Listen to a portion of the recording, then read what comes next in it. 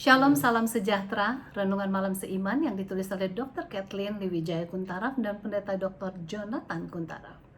Judulnya adalah Pembenaran Menghasilkan Damai. Sebab itu kita yang dibenarkan oleh iman, kita hidup dalam damai sejahtera dengan Allah oleh karena Tuhan kita Yesus Kristus. Roma 5 ayat 1. Setiap manusia telah berdosa dan hilang kemuliaan Allah.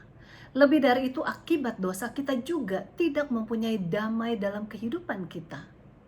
Malah sebagai gantinya, kita mempunyai sifat permusuhan dengan Allah.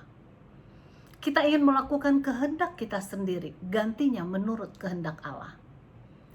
Bagaimana caranya agar kita dapat kembali memiliki damai surga itu? Buku Faith and Works halaman 107 menuliskan, kita mempunyai juru selamat yang hidup. Ia tidak berada lagi di dalam kuburan Yusuf yang baru itu.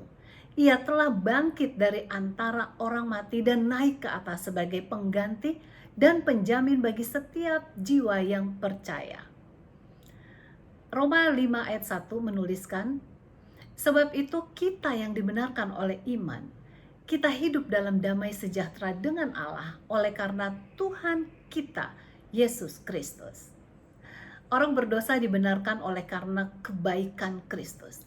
Dan ini adalah pengakuan Allah akan kesempurnaan dari penembusan bagi manusia. Bahwa Kristus telah taat sampai mati di kayu salib adalah sebuah janji penerimaan Allah akan orang berdosa yang bertobat. Lalu apakah kita masih bergejolak antara pengalaman percaya dan ragu-ragu atau ragu-ragu dan percaya? Kita berdiri di hadapan Allah karena kebaikannya. Bukan karena kebaikan yang ada dalam diri kita, tetapi karena iman kita dalam Tuhan, kebenaran kita. Yesus berdiri di tempat suci dari yang maha suci. Sekarang muncul di hadapan Allah demi kita. Di sana ia tiada hentinya mewakili kita setiap saat dalam kesempurnaan dirinya, karena kita diwakili olehnya di hadapan Bapa.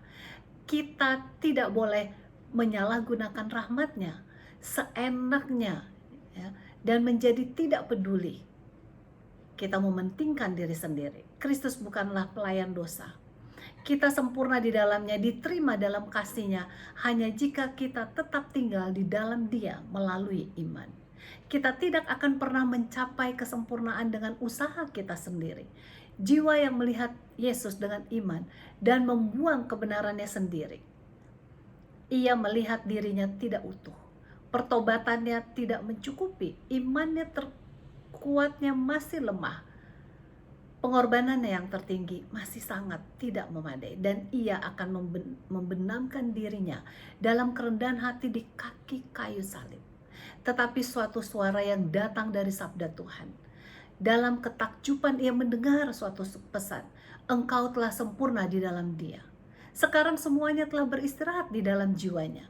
Tidak perlu lagi ia berjuang untuk mendapatkan kelayakan di dalam dirinya. Tidak perlu lagi melakukan suatu kebaikan agar layak berada di hadapan Allah.